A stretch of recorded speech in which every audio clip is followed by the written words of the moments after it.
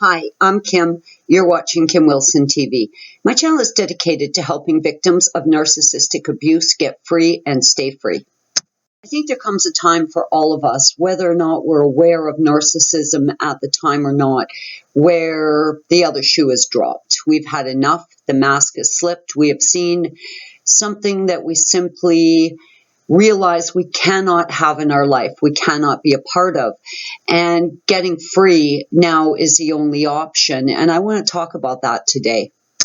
When I first became aware of narcissism and the reality of this insidious bit of madness, everything I read, every video I watched, every blog I read, the story was the same. You have to leave. You have to leave. And this for me was very frustrating because I wasn't looking for that answer. I went out looking for the answer to how can I fix this? How can I help him? How can I make him better? What do I need to do to try and save the relationship? The fact that all I kept coming up against was get the hell out of there. Well, this was pretty frustrating for me. At the time, I was still under the hypnotic trance or whatever the hell that was. Looking back now, I would absolutely question whether or not I was actually in love with Trevor or under some sort of form of hypnosis. But at the time, in that moment, I did believe very, very much that I was madly in love with him and willing to go to any length to save the relationship and save him from himself primarily. And I know many of you, if you're still with your narc, are still wondering, is there any way to save this? Is there any way to get them well, to help them? Especially if you're long invested in this relationship and possibly have kids and a home together. I see your point. I mean, I really do. We live in a society today where, well, once monogamy meant one partner for life, now it means one partner at a time. They can't even comply with that. But when you are invested in a relationship and you care for someone, love someone, or still believe that you're in love with them, certainly it would be in your nature as a good and decent person to try and protect your investment, to try and salvage the relationship. Many times I've said, run like you're being chased by Satan. Many people have fled, ending up in homeless shelters, on friends' or family sofas, sleeping in their car. Now, if there was another way, I'm sure, we would have found it. And if you don't want to buy into that, run like you're being chased by Satan feeling, certainly our friend David, hi David, thanks, has left a comment recently, and it just kind of summed it up in a funnier, lighthearted sort of way.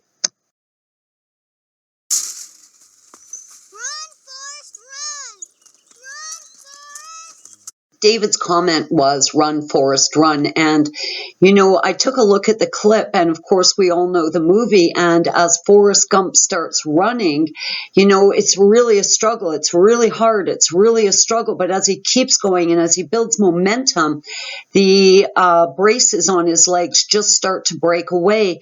And of course, then he can run as fast as the wind. And this really hit home with me.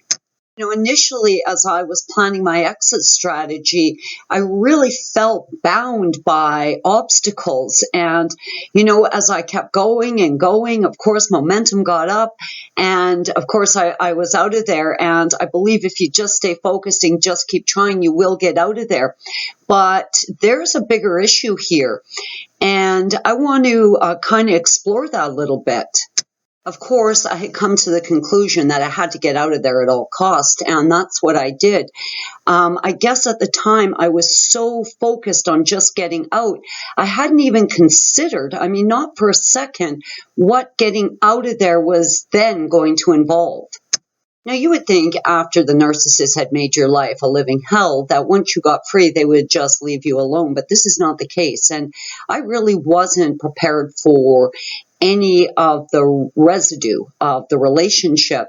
Some of the things that I had not considered, and I really want to give you guys a heads up, is going to be stalking on social media, stalking in real time, even driving around your house, driving around your place of employment, reaching out to your friends or family, trying to find out what's going on in your life now. Stalking is a very, very real issue. Now, for many of us, we moved away. I moved far away. But I know that he still stalks me on social media. The new victim, the new target, will very often be converted into, this evil flying monkey doer of crap, doing the bidding for the narcissist. So now you're confronted with the fact that they've moved into a new relationship extremely fast, probably before you got your last boxes out of there, as I'm certain Trevor did.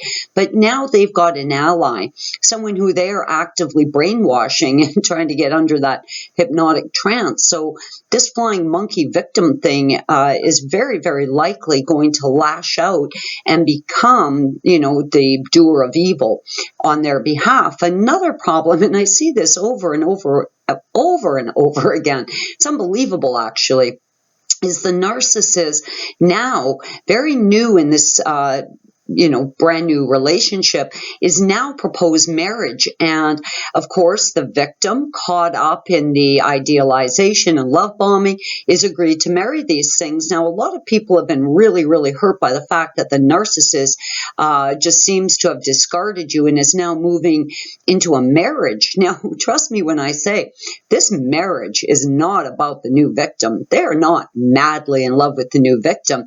They see this as an incredibly powerful weapon of abuse against you. Now, how pathetic is that?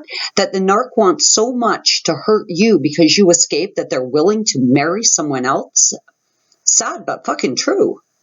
The narc, members of his narc harem and the new flying monkey victim thing are very likely launching a vicious smear campaign against you. So ready yourself for the smear campaign because it is coming. It's a guarantee. Getting out and getting free can certainly create almost a euphoric pink bubble, magical moment. But the reality is that pink bubble bursts fairly quickly, and you are once again face to face with the bullshit of the narcissist. It's one thing to get out, but now we have to consider the costs, the financial burden of reestablishing a home. If you've left with nothing, you may have nothing. And I'll tell you, it's not cheap.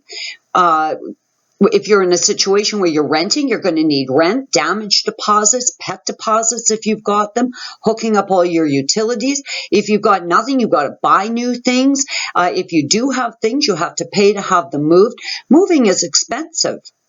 If you're leaving the areas I did and you go into another province or state, you have to pay to have all your ID changed. You have to have your mailing address changed. Like, I just really found that there was one expense after the other, things I had not really anticipated. Now, many victims will claim that they have physical illness. I, too, had physical illness. Now, I live in a country where we've got medical coverage, but if you live in a country where you don't, and you've got unexplained, hard-to-diagnose medical conditions, all of this, too, is going to be a financial burden. Yeah, here in Canada, I can go to the doctor for free, but if I needed short-term or long-term prescription medication, nobody's paying for that. Now, here in Canada, of course, our prescription medication is capped, but I know in some countries it's astronomically expensive. You could be broke, credit rating shot, which is very common amongst victims of narcissistic abuse. You may have outstanding debt. Trevor had been making large purchases in my name, and certainly I had to deal with all that shit. Now, there are a lot more other potential problems once you get away from the narcissist, but the big one for me is you get free. You're expecting it's going to be a breeze, and you're dragging all this residue of filth from this horrible toxic relationship, and now all of a sudden you get hoovered. The narcissist sabotage of your life was very well calculated, and this is going to carry on well into your departure.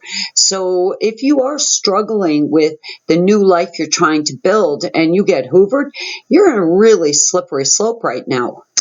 You have to be extremely careful in this moment because this too is a trap. I'm Kim. You're watching Kim Wilson TV. I hope you guys are having a great narc-free day.